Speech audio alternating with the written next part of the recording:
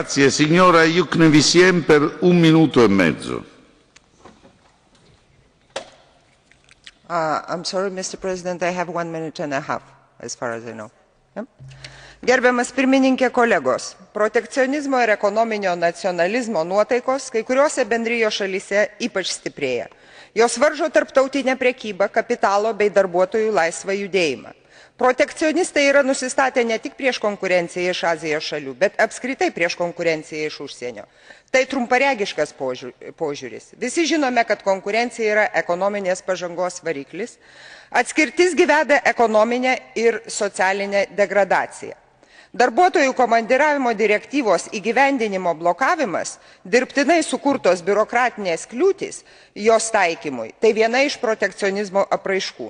Tokiu būdu daroma žala ne tik savo, bet griaunami visos bendrijos interesai, grubiai pažeidžiamos jos piliečių pagrindinės teisės.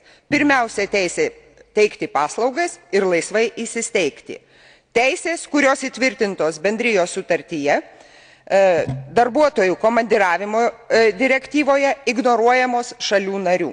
Toks elgesys ypač silpnina mūsų bendriją.